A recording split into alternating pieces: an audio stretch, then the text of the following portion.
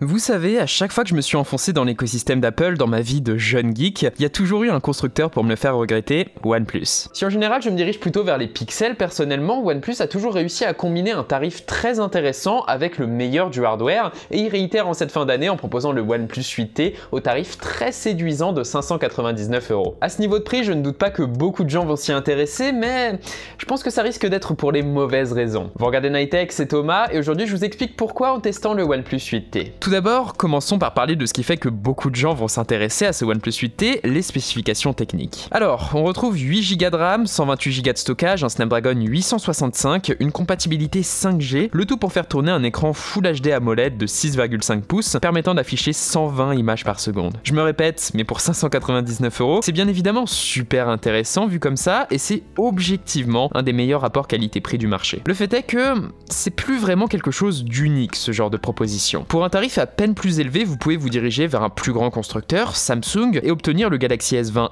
FE. Vous pouvez également vous diriger vers une ribambelle de constructeurs chinois qui proposent plus ou moins la même fiche technique pour souvent un petit peu moins cher. C'est bien mignon de souligner tout ça, mais s'il y a bien une chose que j'aimerais changer dans l'écosystème tech, c'est cette croyance qu'on pourrait choisir objectivement un objet aussi intime qu'un smartphone aujourd'hui. En tant qu'utilisateur, je pense qu'on ne va pas simplement établir un calcul performance sur prix égale mon choix de téléphone. En tant qu'utilisateur, je pense vraiment qu'on va avoir une approche différente. On ne va pas simplement calculer, on va avoir un ressenti, on va avoir une certaine préhension, un certain feeling, des premières impressions, des choses qui sont de l'ordre de l'émotionnel plus que du rationnel vis-à-vis de notre choix de téléphone. Et justement, selon moi, ce qui fait que vous allez apprécier un OnePlus sur le long terme, c'est pas tant leurs spécifications techniques impressionnantes et qui pour le coup sont un très bon argument de vente, c'est plutôt la priorité que met OnePlus à soigner l'expérience offerte par leur téléphone, et ça pour le coup, c'est plutôt unique. L'expérience commence par l'unboxing, et je vais pas trop m'étaler dessus, mais c'est vraiment typique de OnePlus. Une longue boîte rouge avec une carte du CEO, une coque fournie et tous les accessoires nécessaires, y compris un chargeur, en plus du téléphone qui y trône en sécurité. Tout de suite, ça donne un petit côté sympathique au téléphone. Maintenant, parlons design, élément subjectif s'il en est. OnePlus, que je remercie sincèrement, m'a fait parvenir le modèle Aquamarine Green, une couleur qui, en personne, est à la croisée du bleu et du vert. C'est le genre de coloris qui apporte une petite touche de fun qui est très bien sentie en ces temps troublés, ça fait du bien,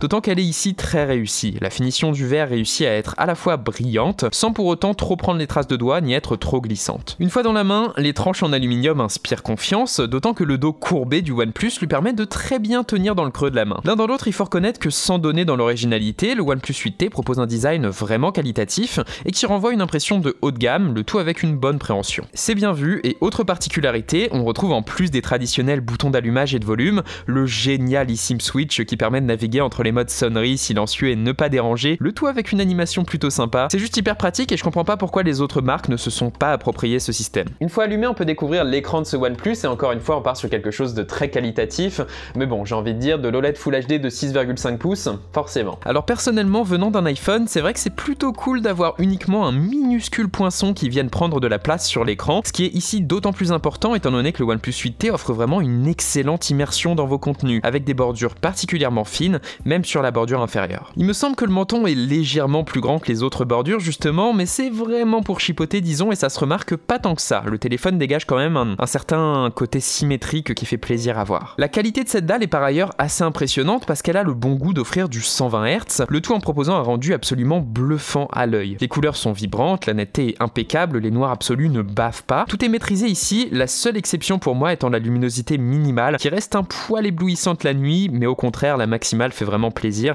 et vous aurez aucun souci pour voir votre écran en pleine journée sous le soleil. C'est pas forcément quelque chose de très grave la luminosité minimale, d'autant que la nouveauté avec ce OnePlus 8T est qu'il gère particulièrement bien l'adaptation automatique de luminosité cette fois. Les changements se font beaucoup plus subtils que par le passé et c'est la première fois que je laisse l'option activée sur un OnePlus. Encore une fois, ce genre de détail peut paraître mineur, mais ça compte vraiment à l'utilisation. C'est ce qui donne l'impression d'utiliser un téléphone haut de gamme ou non, j'ai envie de dire. Vous sentez peut-être qu'effectivement je passe un petit peu vite sur toute la partie technique qui est certes ici excellente et maîtrisée, mais personnellement ce que je préfère chez OnePlus c'est vraiment leur partie logicielle qui est à la fois soignée et optimisée. Sur ce OnePlus 8T, on retrouve Android 11, ce qui est déjà cool en soi, ici surplombé par OxygenOS 11, la fameuse surcouche de OnePlus. Pour être honnête, dire que j'apprécie OxygenOS, ça relève de l'euphémisme. Je trouve que OnePlus a eu une très bonne démarche pour bâtir leur système. Ils sont partis de quelque chose de très proche d'Android stock à l'époque du OnePlus 2, puis ils ont itéré pour ajouter des fonctionnalités et des optimisations qui ont du sens par-dessus, sans jamais vraiment venir nuire au schéma d'utilisation et à la logique d'Android.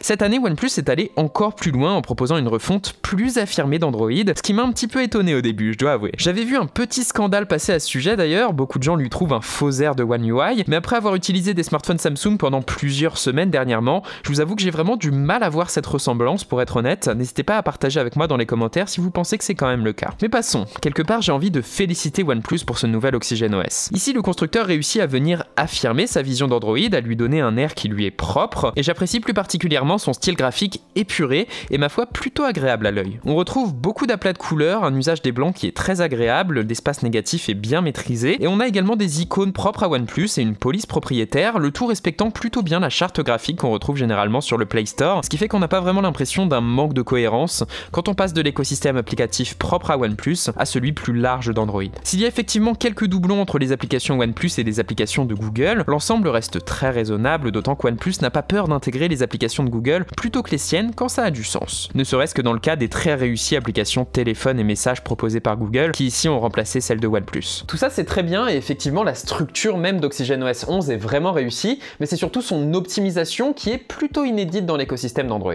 Tout d'abord en matière d'UI design, je trouve que c'est un des rares téléphones qui réussit effectivement à tirer parti de son grand écran. Le OnePlus 8T emploie une police fine, que ce soit la police basique Roboto d'Android ou la propriétaire OnePlus Slate, et des icônes relativement petites et ce stock par défaut sans réglage. C'est bête, mais ces paramètres assez fins opérés par OnePlus permettent vraiment de profiter de son grand écran en affichant un maximum de contenu et en tirant parti de sa résolution Full HD. C'est le genre de détails qui n'ont l'air de rien, mais oh mon dieu à quel point ça se ressent au quotidien. C'est un peu le même effet que sur iOS, et à part chez les pixels, on ne retrouve vraiment pas ce genre de choses ailleurs. Puis évidemment, là où OnePlus règne en maître, c'est dans la fluidité offerte par ses téléphones. Avec le 8T, les applications s'ouvrent non seulement quasi instantanément, mais également avec des animations juste incroyablement smooth. Tout est très progressif, très doux sous les yeux, le scrolling est absolument génial. Alors oui, cette fluidité doit valoir beaucoup au Snapdragon 865 et à l'écran 120 Hz, mais j'avais déjà testé ce genre de configuration par le passé et jamais l'effet n'a été aussi prononcé qu'avec ce OnePlus 8T. C'est ça qui va vous faire apprécier votre OnePlus au quotidien. Il ne se contente pas d'être un terminal qui va faire tourner Android, il est pensé pour tourner sous Android et ça se ressent. C'est d'autant plus génial que OnePlus a été un des premiers bons élèves en matière de suivi logiciel et de mise à jour sous Android. Ils promettent tout simplement 3 années de mise à jour et donc 3 mises à jour majeures d'Android pour ce OnePlus 8T. C'est très bon et ça devrait lui assurer une bonne longévité, en plus d'avoir les mises à jour assez rapidement après que Google les ait publiées, ce qui est cool.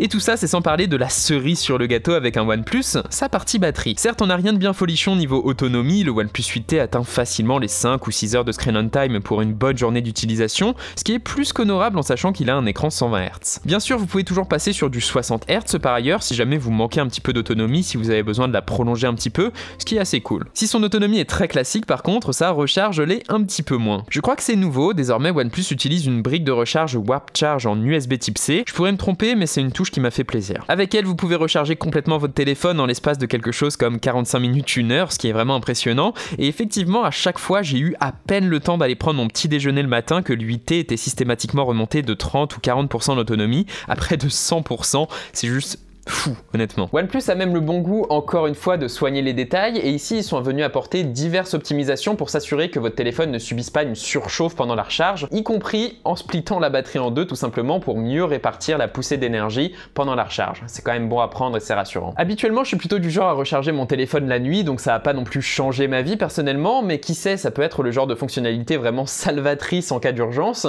et puis évidemment, c'est à vous de voir par contre si ça contrebalance le fait de ne pas avoir de recharge sans fil. À vous de voir. Tout ça c'est excellent et pour moi la seule partie qui tranche un peu avec l'expérience soignée du OnePlus 8T, c'est vraiment la photo. Comme d'habitude, c'est pas une partie dans laquelle je suis un expert, je vais donc passer rapidement dessus, mais là vraiment, on va pas se mentir, il y a 2 des 4 objectifs photo qui sont complètement inutiles vu la faible résolution qu'ils offrent et qui sont juste là pour feindre le fait d'avoir 4 objectifs photo. Les 2 objectifs restants, le grand angle et l'ultra grand angle, sont eux plutôt sympas, ils offrent une bonne dynamique, un beau rendu des détails. Alors certes, on ne retrouve pas la profondeur et le rendu d'un pixel, mais les résultats sont plus qu'exploitables, y compris en utilisant le mode nuit Nightscape. Je suis plus mitigé pour la partie vidéo où le OnePlus 8T a vraiment du mal à gérer proprement la stabilisation et la mise au point, mais passons. Vous trouverez peut-être que j'exagère un petit peu, mais je pense que cette partie photo vient vraiment nuire à la promesse de qualité qui est faite par OnePlus. On sent vraiment une volonté de singer la concurrence en prétendant avoir toutes les mêmes fonctionnalités alors que c'est pas forcément le cas, et je pense que OnePlus gagnerait à n'inclure que les objectifs qui ont du sens et à revendiquer ce choix. C'est quelque chose que leur public serait prêt à entendre selon moi. Pour conclure, je pense que OnePlus OnePlus offre ici quelque chose de fort avec le 8T. Il n'offre pas juste un excellent hardware, mais un amalgame parfait entre hardware et software, les deux dimensions étant parfaitement coordonnées et pensées l'une par rapport à l'autre. Ce genre d'expérience fait vraiment plaisir à voir sous Android, étant donné qu'il vient reconnaître que c'est bien quelqu'un qui va se saisir du téléphone, quelqu'un qui va se l'approprier et l'utiliser au quotidien. Et effectivement, dans ce genre de situation, tous les petits détails comptent et c'est eux qui vont faire que vous allez apprécier un téléphone. C'est pour ça que vous allez apprécier un téléphone OnePlus, bien davantage que pour ses gigas de RAM. Bref, c'était Nightech, c'était Thomas, j'espère que cette vidéo vous aura plu. Comme d'habitude, c'est vrai que mes tests prennent de plus en plus souvent un aspect qui m'est très personnel, donc n'hésitez pas à partager avec moi dans les commentaires si ça vous a plu, si vous êtes d'accord ou pas. On est là pour discuter, il n'y a pas de souci, je réponds à tout le monde. J'espère que ça vous aura plu, si c'est le cas, vous savez quoi faire, le j'aime, le commentaire, l'abonnement et le partage. C'est grâce à vous que notre petite chaîne continue à grandir et c'est vraiment génial de le voir, merci. Et moi je vous dis à la prochaine tout simplement. Allez, salut!